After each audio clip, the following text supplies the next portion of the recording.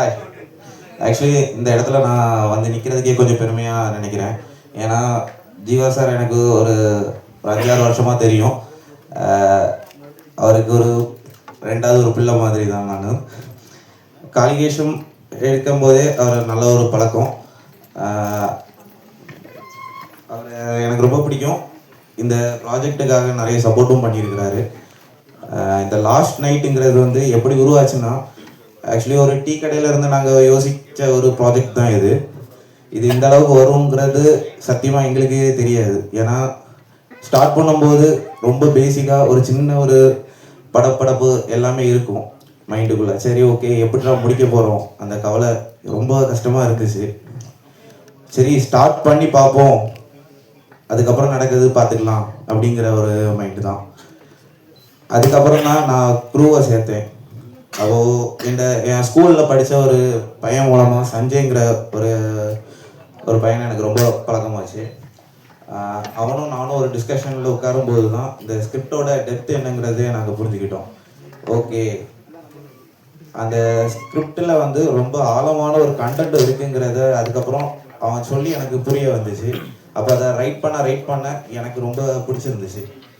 சரி ஓகே, இது ஒரு நெக்ஸ்ட் லெவலில் கொண்டு போய் சேர்த்தரலாம், நம்ம ஸ்டார்ட் பண்ணலாடா அப்படின்னு சொல்லிட்டு, சரி இதுக்கு இன்னும் நமக்கு ஆள் பலம் தேவை இருக்குது, என்ன பண்ணலாங்கிறத யோசிச்சுட்டே இருந்தேன். அப்போ தான் சிதம்பரம் அவர் எனக்கு ஒரு படம் மூலமாக எனக்கு பழக்கமானார். ஆக்சுவலாக ரொம்ப ஒரு ஃப்ரெண்ட்லி. எப்படின்னா ஒரு 12 மணி வரை எல்லாம் பேசுவோம். ஒரு 5 மணிக்கு கால் பண்ணால் 12 மணி வரை ஸ்கிரிப்ட் டிஸ்கஷனே போகும். அப்படி ஒரு நல்ல ஒரு பழக்கம். அதால் இந்த லாஸ்ட் நைட் உருவாச்சு. நாங்கள் 2 பேரும் நல்ல சப்போர்ட்டாக ஃபுல்லாக இருந்து ஸ்கிரிப்ட் ரைட் பண்ண ஆரம்பித்தோம். அதுக்கப்புறம் வந்து ஒவ்வொரு டீமாக ஒரு ஆர்டிஸ்டாக நாங்கள் தேட ஆரம்பித்தோம். ரொம்ப கஷ்டம். ஏன்னா ஒரு இடத்துல எல்லாம் நான் வந்து சரி எப்படிடா இந்த படத்தை முடிக்க போகிறேன்னு சொல்லிட்டு ரூம்லலாம் இருந்து அழுவேன். ஏன்னா படத்தை ஆரம்பிச்சிட்டோம், எப்படி காசு எங்கேருந்து வரும் எப்படி வரும் எதுவுமே தெரியாது. ஏன்னா காசெல்லாம் சேர்த்து வச்ச பைசாலாம் எதுவுமே கிடையாது. ஓகே, எல்லாம் ஒரு கனவோட இதை ஆரம்பிச்சிட்டோம், முடிக்கணும் அந்த ஒரு கட்டாயத்துக்குள்ளே வந்துடும். அப்போது கேமராமேன் கிட்ட போய் பேசணும். வினு மாதவன், அவர் நேஷனல் அவார்டு வாங்கின வினு, அவர் கேமராமேன். அப்போது அவர்கிட்ட போய் வந்து பேசினேன், இது ஒரு ப்ராஜெக்ட் எடுங்க, எனக்கு இது பண்ணி கொடுங்க, ஏன்னா எனக்கு என்ன பண்ணேன்னு தெரியலை, இந்த ப்ராஜெக்ட் எப்படியாவது வெளியே கொண்டு வரணும் அப்படின்னு சொல்லிட்டு அவர்கிட்ட போய் பேசினேன். சரி வாடா தம்பி பார்த்துக்கலாம், நம்ம படம் அப்படின்னு சொல்லிட்டாரு ஒரு வார்த்தையா. அப்போ சரி அது ரெண்டாவது ஒரு பலம் கிடைச்ச மாதிரி நான் ஒரு ஃபீல் பண்ணேன். ஏன்னா இவங்க 2 பேருக்கு அப்புறம் எனக்கு ஒரு பெரிய ஒரு ப்ளஸ் பாயிண்ட் எனக்கு கைக்குள்ளே வந்த மாதிரி எனக்கு ஒரு ஃபீலாக கிடச்சிச்சு.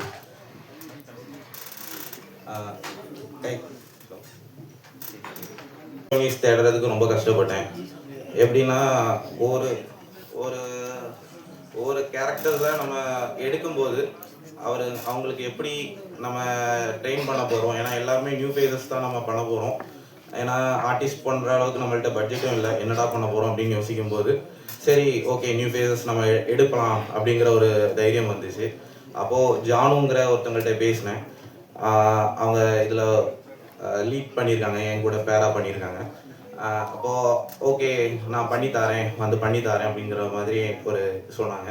சரி ஓகே, அப்போ ஒரு ஹீரோனி கிடச்சிட்டாங்க, எனக்கு இன்னும் 3 பேர் தேவை இருக்குது, என்ன பண்ணலாம் அப்படிங்கிற ஒரு பயத்தோடவும் இது எல்லாமே இருக்குது. சரி எப்படி இதெல்லாம் எடுக்க போகிறோம் அப்படின்னு சொல்லிட்டு ஒரு பயம் இருந்துச்சு. சரி அப்போ அவங்களுக்கு எனக்கு வேறு ரெஃபரன்ஸ் மூலமாக நிறைய குரூப்ஸ்லாம் இருந்துச்சு, அவங்க மூலமாலாம் கான்டாக்ட்ஸ் எடுத்தேன். அப்படி 2 பேர் கிடச்சாங்க, சானியா, அதுக்கப்புறம் சோனா, இவங்களெல்லாம் இதுக்குள்ளே கொண்டு வந்தேன். அதுக்கப்புறம் இன்னொரு மெயின் கேரக்டர், ஆக்சுவலி அது கோஸ்ட் கேரக்டர், அது வந்து வெயிட்டாக இருக்கணும், ஏன்னா அதுதான் கதையோட கருவே இருக்கணும். அப்போ அந்த கதைக்கு ஒரு கரு உருவாகணும்னா அந்த பொண்ணு வந்து ரொம்ப சூப்பராக இருக்கணும், ஏன்னா ரொம்ப அழகான பொண்ணாகவும் இருக்கணும், ஒரு கிராமத்து பொண்ணாகவும் இருக்கணும். அப்போ நான் ரொம்ப தேடினேன். அப்படி தான் ஒரு தில்லுங்கிற ஒரு கேரக்டர் எனக்கு கண்ணில் மாட்டிச்சு. ஏன்னா அவங்களும் அந்த கதைக்கு ஆப்டாக இருந்தாங்க. அப்படி அந்த தில்லுங்கிற கேரக்டர் கூப்பிட்டு பேசி ஓகே எல்லாம் நம்ம பண்ணிக்கலாம் அப்படின்னு சொல்லிட்டு ஸ்டார்ட் பண்ணியாச்சு. ஷூட் ஆரம்பிக்குது. ஃபஸ்ட் டே வந்து மழை, ஹெவி ரெயினாக இருந்துச்சு. அந்த இடத்துல நான் என்னடா பண்ண போகிறேன் அப்படின்னு சொல்லிட்டு யோசிக்கும் போது கடவுளாக பார்த்து அந்த மழையை கொஞ்சம் நேரம் ஸ்டாப் பண்ணாங்க. அந்த ஷார்ட் எடுத்து முடிக்கிறது வரை எனக்கு எந்த மாதிரி பிரச்சனையும் இல்லை. அது எனக்கு ரொம்ப சந்தோஷமாக இருந்துச்சு. ஃபஸ்ட் டே ஓகே நம்ம தோத்துட்டோமோ அப்படின்னு ஒரு செகண்ட் யோசித்தேன். அதுக்கப்புறம் மழை நின்னதும் எனக்கு கொஞ்சம் சந்தோஷம் வந்துச்சு. அதுக்கப்புறம் அந்த காலேஜ் ஷூட்ஸு இது எல்லாமே எனக்கு ரொம்ப மறக்க முடியாத ஒரு அனுபவமாக இருந்துச்சு. சரி, எல்லாம் பேசிக்காக எல்லாமே பண்ணிட்டோம், ஷூட்டெல்லாம் முடிச்சிட்டோம், இனி அடுத்த கட்டம் என்ன பண்ண போகிறோங்கிறது திணறுச்சு. ஷூட் பண்ணிகிட்டு இருக்கும்போதே கேமரா உடையிறது இதெல்லாம் நடந்துச்சு. ஏன்னா அது நாங்கள் எடுத்த இடம் வந்து பன்னியோட ஒரு ராஜ்யம். ஏன்னா அந்த காலேஜ் மூடிய கிட்டத்தட்ட ஒரு 10 வருஷத்துக்கு மேலே இருக்கும். அப்போ அந்த காலேஜுக்குள்ளே நாங்கள் உள்ளே போகிறதே ரொம்ப பயந்து தான் உள்ளே போயிட்டு இருந்தோம். ஏன்னா எங்கே என்ன நடக்குன்னே தெரியாது. ஏன்னா நைட் ஷூட் இருக்குது, டே ஷூட் இருக்குது, எல்லாமே பண்ணணும். அப்போது ஒரு நாள் வந்து பண்ணி அடிச்சுட்டு கேமரா கொஞ்சம் இதாகிடுச்சு, பிரச்சனை ஆகிடுச்சு. அப்போது போஸுங்கிற அவர் வந்தார். ஆக்சுவலாக அவர் எனக்கு ரொம்ப ஒரு 5-6 வருஷமாக பழக்கம். எப்படி இவங்கள்ட்ட நான் கேட்குறது, எனக்கு பைசா வேறு ஷார்ட்டேஜ். அப்போது அதுலேயும் ஒரு சின்ன சின்ன ஹெல்ப்லாம் பண்ணிகிட்டு இருக்காங்க. நான் அவங்கள்ட்ட படம் எடுக்கிறேன் அந்த மாதிரி எதுவுமே சொல்லலை. அப்போது எனக்கு பேமெண்ட் கொஞ்சம் வாங்கி பண்ணிகிட்டு இருந்தேன். அப்போது இப்படி ஒரு மேட்ரு நடந்தால் 4 மணிக்கு ஆக்சுவலி நடக்கும்போது யாருமே ஃபோன் கூட எடுக்க மாட்டாங்க. அவர் ஃபோன் எடுத்து டக்குன்னு தம்பி எங்கடா இருக்க, என்ன ஆச்சு, என்ன பிரச்சனை அப்படின்லாம் என்கிட்ட கேட்டார். அப்போ நான் சொன்னேன், ஆனால் இப்படி கேமரா ப்ராப்ளம் ஆகிடுச்சுன்னா என்ன பண்ணுறேன்னு தெரியல அப்படின்னு சொல்லிட்டு இருந்தேன். அப்போது சென்னையிலேருந்து அவர் அரேஞ்ச் பண்ணி கொடுத்தாரு. அது ஒரு பெரிய எனக்கு ஒரு ஹெல்ப்ஃபுல்லாக இருந்துச்சு. அதுக்கப்புறம் தான் என்ன நடக்குது என்ன ஏதுங்கிறத அவர்கிட்ட சொன்னேன். அப்போது இந்த படத்தோட பேக் போனாக இருந்தது அவர் தான். ரொம்ப எனக்கு எல்லா இடத்துலையும் ரொம்ப சப்போர்ட்டாக இருந்தார். இந்த படத்தை முடித்து இவ்வளோ தூரத்துக்கு எனக்கு போஸ்டர் ரிலீஸ் வர கொண்டு வந்து சேர்த்துருக்காரு. அப்படி இந்த படம் வந்து முடிஞ்சிச்சு. இது ஒரு லாங் ஸ்டோரியாக இருந்தாலும் எங்களோட ஒரு ஹார்ட் ஒர்க் இதில் பயங்கரமாக இருக்குது. இந்த படத்தை பார்க்கும்போதே எனக்கு தெரிஞ்சிச்சு, ஓகே இதில் ஒரு ஃபீல் இருக்குடா, நம்ம ஜெயிச்சிட்டோம் அப்படிங்கிற ஒரு ஃபீல் இருக்குது. கண்டிப்பாக எல்லாரும் போய் பார்க்கணும். ஏன்னா இது சமுதாயத்துக்கு ரொம்ப தேவையான ஒரு படம். ஏன்னா இது வந்து ஒரு சைல்டு அப்யூஸான ஒரு அவேர்னஸ் ஆன ஒரு படம் கூட. அதனால் கண்டிப்பாக எல்லோரும் போய் பாருங்கள். ஆக்சுவலி இங்கே இருக்கிற எல்லாருக்குமே நான் தேங்க் பண்ணணும். பேசிக்காக எங்கள் அப்பாவுக்கும் தேங்க் பண்ணணும். ஏன்னா நிறைய இடத்துல வந்து எனக்கு சரி ஓகே நான் போய் ரூமுக்குள்ளே இருக்கும்போதெல்லாம் எங்கள் அப்பா என்ன பண்ணுறேன்லாம் தெரியாது. ஆனால் நான் அழுதுட்டு இருந்திருக்கேன் அந்த இடத்துல. அதை எங்கள் அப்பாட்ட சொல்ல மாட்டேன். ஏன்னா எங்கள் அப்பா நான் என்னையோட அதிகமாக ஃபீல் பண்ணுவார். ஏன்னா நான் தோத்துட்டே இருக்கேன், என்னடா அப்படி ஒரு ஃபீல் இருக்குது. அப்போது சரி ஓகே இந்த படத்தை முடித்ததுக்கப்புறம் எங்கள் அப்பா கீழே நான் சொன்னேன், அப்பா நான் முடிச்சிட்டேன், எல்லோரும் எனக்கு சப்போர்ட் கிடைக்குதுப்பா, கண்டிப்பாக ஜெயிப்பேன் அப்படின்னு சொல்லியிருக்கேன். கண்டிப்பாக நீங்கள்லாம் இருக்கிறீங்க, என்னை காப்பாற்றுவீங்கன்னு நம்புகிறேன். ஏன்னா எல்லா படமும் எங்கேயோ போய் எங்கேயோ அழிஞ்சு போகுது. எனக்கு லைஃப்பில் இந்த படம் வந்து ஒரு பெஸ்ட்டாக இருக்கும் நான் நம்புகிறேன். கண்டிப்பாக சப்போர்ட் பண்ணுங்கள். இந்திய நண்பர்கள் எல்லாருக்கும் என்னுடைய வணக்கம். நான் ஜீவா. நான் வந்து சோனு உடைய ஃப்ரெண்ட் ஆக்சுவலாக. ஸோ எதுக்காக நான் வந்து இப்போ இன்ட்ராக்ட் பண்ணிட்டு இங்கே வந்தேன்னு சொன்னால், சோனு வந்து ரொம்ப எமோஷனலாக இருக்கிறேன். ஓகே, உன்னுடைய பதட்டம் புரியுது எனக்கு. காளிகேசம் அப்படிங்கிற ஒரு படத்தில் தொடங்கின எங்களுடைய ரிலேஷன் இன்னைக்கு இந்த மேடையில் இருக்குது. ஓகே, நான் சோனுவை எப்பவும் பார்க்கும்போது, அதாவது ஒரு சின்ன பிறந்த குழந்தை வந்து படுத்திருக்கோம். கொஞ்ச நாள் கழிஞ்சு அது எலும்ப ட்ரை பண்ணும், கீழே விழும். கமுந்து படுக்க ட்ரை பண்ணும், விழும் முடியாது. கொஞ்ச நாள் கழிஞ்சு கமுந்து படுக்கும். அதுக்கப்புறம் அது வந்து உட்கார ட்ரை பண்ணும், கீழே விழும். உட்கார ட்ரை பண்ணும், திரும்ப கீழே விழும். அப்புறம் உட்காந்துரும். கொஞ்ச நாள் கழிச்சு எலும்ப ட்ரை பண்ணும், முடியாது, கீழே விழும். எலும்ப ட்ரை பண்ணும், முடியாது, கீழே விழும். எலும்பி நின்றும். கொஞ்ச நாள் கழிச்சு நடக்க பழகும். நடந்து படிக்கும், கீழே விழும், எலும்பும் நடக்கும், ஓடும், சாடும், ஜம்ப் பண்ணும். ஸோ சோனுவை பார்க்கும்போது நான் வந்து அதை பார்க்குறேன். ஏன்னா நான் சோனுவை பார்க்கும்போது இனிஷியலாக பார்க்கும்போது நிறைய இடத்துல நிறைய ஏமாற்றங்கள் அது மாதிரி ஒரு சிச்சுவேஷன்ல நான் சோனுவை பார்த்தேன். அதுக்கப்புறம் எங்களுக்கு உள்ளால தொடங்கின அந்த உறவு தான் இன்னைக்கு இங்கே இருக்குது. இங்கே பால்கி அப்படின்னு சொல்லிட்டு இங்கே ஒரு நண்பர் இருப்பாரு, அதோ அந்த இடத்துல அந்த கார்னர்ல உட்காந்துருக்கிறாரு. Thank you so much பால்கி. Okay, so உன்னோட எமோஷனுக்காக தான் நான் இப்போ வந்து இன்ட்ராக்ட் பண்றேன். ஸோ ஆல் தி பெஸ்ட், உனக்கு எல்லா சக்சஸ்ஃபுல்லும் கிடைக்கும். உன் பேச்சுல பாட்டே இருக்குது, ஆனா உனக்கு நிறைய திறமை இருக்கு, எல்லாம் முடிவு பண்ணுறோம். Okay, next.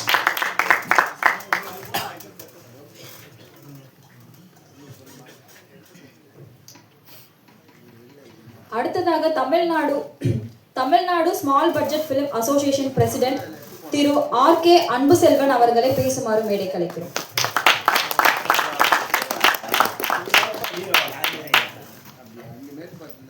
வணக்கம். வந்திருக்க மீடியா நண்பர்களுக்கும் மேடையில் இருக்க அனைவருக்கும் என்னுடைய பணிவான வணக்கத்தை தெரிவிச்சுக்கிறேன். படம் எடுத்த அழுது தான் ஆகணும். தம்பி சோன்னு சொன்னாப்புல அது அந்த காலத்தில் எம்ஜிஆர் காலத்தில் படம் எடுத்தெல்லாம் அழுதுட்டு தான் படம் எடுத்துருக்காங்க. யாரும் சந்தோஷமாக படம் எடுக்கலை. சோனுக்கு சொல்லிக்கிறேன், சினிமாங்கிறது கஷ்டப்பட்டு தான் ஜெயிக்க முடியும். கஷ்டப்படாமல் எதுவுமே கிடைக்காது. ரஜினியா சொன்ன மாரி எதுவுமே கஷ்டப்படாமல் எந்த சூழ்நிலையும் கிடைக்காது. கஷ்டப்பட்டு தான் வரணும். அது சினிமா எடுத்தால் A to Z தெரிஞ்சு தான் வரணும். தம்பி சொன்னாப்புல ஏகப்பட்ட கஷ்டத்தை நானும் ஒரு படம் எடுத்தேன். நம்ம வீட்டு படத்துலேயே சாப்பிடுவான், நம்ம வீட்டு படத்துலேயே ரூம் போடுவான், நம்ம ரூம் படத்துலேயே சீட் ஆடுவான், நம்ம ரூம்லேயே சுற்றி வருவான். ஆனால் ஒழுங்காக ஷூட்டிங் பண்ண மாட்டான். எல்லாமே சுற்றி வந்துட்டு இந்த படம் வெளியே வராதும்மா, உப்மாக்கு வேணும்மா அப்படின்னு இவனுங்களே சொல்லுவான். ஏன்னா என் படத்துலேயே நடந்த இதில் சொல்லி அதுக்கப்புறம் எல்லாம் ரூம் போட்டு எல்லாரையும் அடித்து கூப்பிட்டு சொல்லி அமிச்சேன். நாங்கள் பிடிச்ச பணம் போட்டு படம் எடுத்தால் நீங்கள் வேலை செஞ்சு சம்பளம் வாங்கிட்டு ஒழுங்காக வேலை சொல்லணும், இல்லை தெரியாமல் போய் சொல்லி கேட்கணுக்கிற அரசன் ப்ரொடியூசர் கம்ப்ளைண்ட் கொடுத்து, என் மனைவி தான் ப்ரொடியூசர், கம்ப்ளைண்ட் கொடுத்து அதுக்கப்புறம் எல்லாம் மன்னிப்பு கேட்டு போகிறாங்க. ஏன்னா ஒரு ப்ரொடியூசர் இல்லைன்னா சினிமா இல்லை, ஒன்றுமே இல்லை, யாருமே கிடையாது. எவ்வளோ நாளைக்கு மக்கள்கிட்ட பேட்டி எடுத்து ஓட்ட முடியும்? அந்த சினிமா ஒன்றை மட்டும் நேசிக்கணும். நான் ஒவ்வொரு நாளையும் தான் சொல்லுவேன். இப்போ சினிமா இல்லைன்னா அந்த ஸ்டூடியோ வச்சுருப்பாரா? இப்போ நம்ம இருக்க முடியுமா? இவங்களாம் வந்து பேசுவாங்களா? என்ன இருக்கு சொல்லுங்கள். அதனால் சினிமாவை ஃபஸ்ட்டு நேசிங்க. ஒரு ப்ரொடியூசர் படம் எடுக்க வராங்கன்னா அவங்க சப்போர்ட் பண்ணுங்கள். நீங்கள் 10 ரூபா சாப்பிடுங்க சொல்லுவாங்களே, தேன் எடுக்கிற போகிற எனக்கு அவன் இருக்க மாட்டான். நீங்கள் 10 ரூபா சாப்பிடுங்க, ஆனால் அவன் துரோகம் பண்ணாதீங்க. எல்லாத்துலையும் கமிஷன் எல்லாமே. இந்த பையன் சொல்கிறாப்புல இந்த படத்தை யார் ரிலீஸ் பண்ண முடியும்? இப்போ நாங்கள் தான் சப்போர்ட் பண்ணோம். எங்கேயோ ஏதோ எப்படியோ பண்ணி படத்தை முடிச்சு இப்போ எங்கள் சங்கத்துக்கு வரும்போது நாங்கள் தான் சப்போர்ட் பண்ணோம். இன்னொன்று என்னென்னா, சினிமாவில் இன்றைக்கி சினிமா வாழ வச்சுருக்குன்னா அது தினத்தந்தி மட்டும்தான். இன்றைக்கி உலக லெவலில் சினிமாவுக்கு சப்போர்ட் பண்ண ஒரே நிறுவனம் இன்றைக்கி தினத்தந்தி மட்டும்தான். 10 லட்ச ரூபா எங்களுக்கு விளம்பரத்தை கொடுத்து, நான் 10,000 ரூபா தான் வாங்குறேன் எங்கள் சங்கத்தில், ஆனால் 10 லட்ச ரூபாய்க்கு நாங்கள் விளம்பரத்தை எங்கள் சங்கத்தில் கொடுக்குறோம், சென்சார் கொடுக்குறோம். அப்படிங்கும்போது நீங்கள் படத்தை நல்லா எடுங்க, நீங்கள் நல்லா படத்தை எடுங்க. சினிமா என்றைக்குமே கைவிடாது. சினிமா என்றைக்குமே கைவிடாது. என்ன காரணம்? இன்றைக்கி 100 கோடி 200 கோடி 300 கோடி படம் எடுத்தவங்களுக்கு ஒன்றில் ஓப்பனாக சொல்கிறேன் இல்லை, என்ன பயமும் கிடையாது. நீ தலையும் போயிடுச்சு, தளபதியும் போயிடுச்சு சினிமாவிலேருந்து.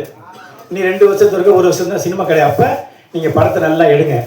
நீங்கள் நல்ல குறைஞ்ச பட்ஜெட்டில் ஒரு படத்தை எடுத்து வந்தீங்கன்னா சினிமா என்றைக்குமே நீங்கள் ஜெயிச்சு வந்துட்டு அடுத்த படம் நீங்கள் எடுத்துகிட்டே இருக்கலாம். ஏன்னா நீங்கள் சினிமா எடுக்க எல்லாமே சிறு படம் தான் வர்றாங்க. என்ன காரணம்? ஒரு கேமரா, ஒரு 10 பேர் பசங்க அழகாக எடுத்து படம் எடுத்து வர்றாங்க.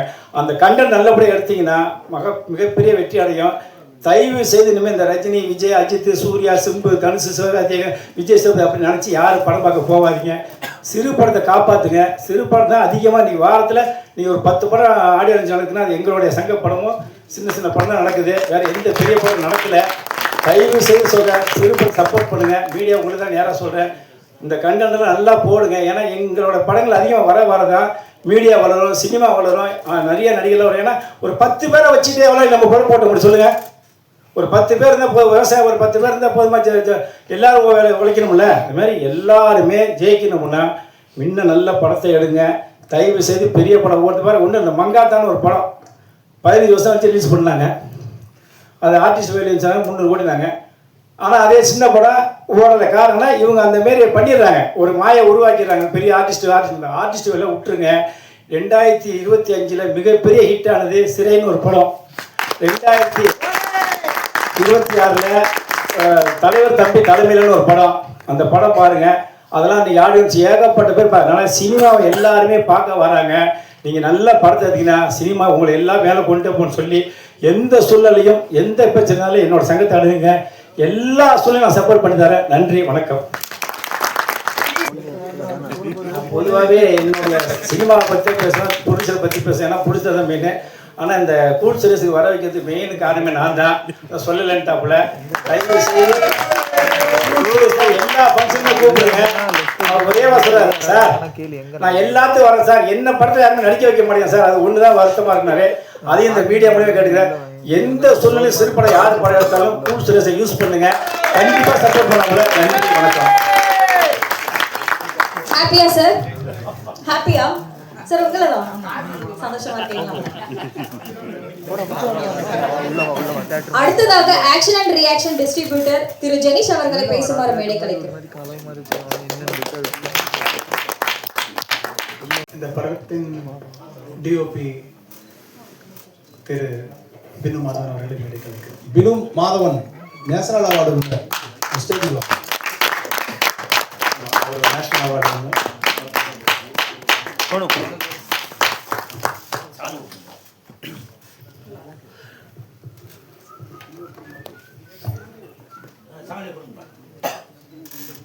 எனக்கு தான் நேஷனல் அவார்டு தரல. நேஷனல் அவார்டு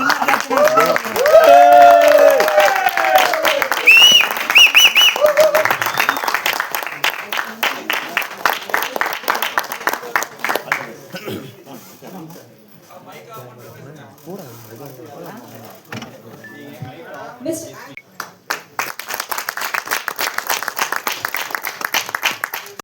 இந்த 2026 ஒரு ஃபஸ்ட் ஈவெண்ட் மூலமாக எங்களை சந்திக்கிறது மகிழ்ச்சி. சிறு முதலீட்டு படங்கள் தான் இன்னைக்கு ஸ்ட்ராங்காக இருக்குது, சப்போர்ட்டிவாக இருக்குது அப்படின்றத எல்லாருமே சொல்லிட்டு இருக்காங்க. இப்போது திரு அன்பு செல்வன் சார் அதே தான் சொன்னாங்க. ரீசெண்ட்லி நம்ம பார்த்துட்ருக்கோம், ஒரு 10 crore எடுக்கப்படுற படங்கள் தான் பெருசாக ரெவன்யூ ஏர்ன் பண்ணுது. பெரிய படங்களுக்கு நிறைய சேலஞ்சஸ் இருக்குது அப்படின்றது. ஸோ அந்த வகையில் இந்த படம் ஆடாக இருக்குது. ஸோ எங்களுக்கும் எங்களோட ஆக்ஷன் ரியாக்ஷனும் மேக்ஸிமம் சிறு முதலீட்டு படங்களை தான் நாங்கள் theatrical coordination and other rights கோஆர்டினேஷனுக்கு சப்போர்ட் பண்ணிகிட்டு இருக்கோம். இப்போ ரீசெண்ட்லி ஜாக்கின்னு ஒரு படம் ரிலீஸ் ஆச்சு.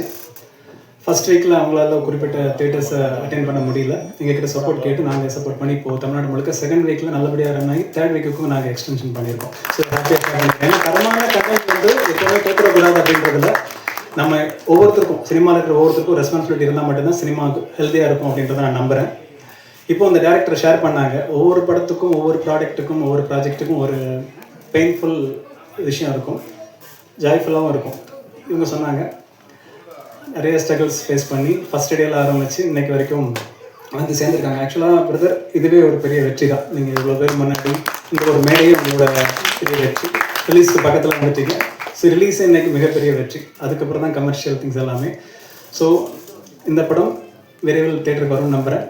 ஒரு விஷயம் சொன்னாங்க, இதில் வந்து அப்பார்ட் ஃப்ரம் கமர்ஷியல் இந்த ஒரு ஹாரர் த்ரில்லர் மூட் இருக்குது, அதை தாண்டி ஒரு மெசேஜ் சொல்லியிருக்கோம் அப்படின்னு இருக்காங்க. கண்டிப்பாக இன்றைக்கி மெசேஜ் ஏதாவது ஒரு வகையில் தேவைப்படும். மெசேஜ் மட்டும் இல்லை, என்டர்டெயின் பண்ணுற ஒரு விஷயத்துக்குள்ளே மெசேஜ் இன்டெரக்டாக இருந்தாலும் டேரெக்டாக இருந்தாலும் அது ஒரு இம்பாக்ட் கிரியேட் பண்ணும். சொசைட்டியில் அவ்வளோ விஷயங்கள் தேவைப்படுது.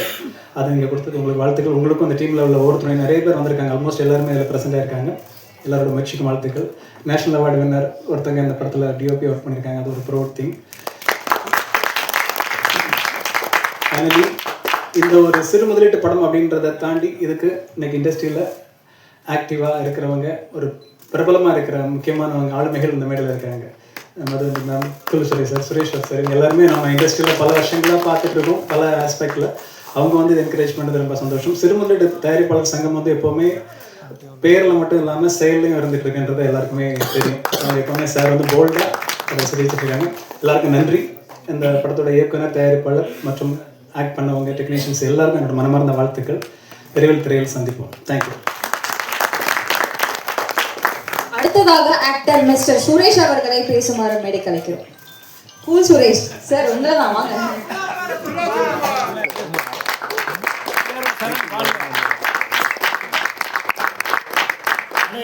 PRO சரண் வாழ்க சொல்லு.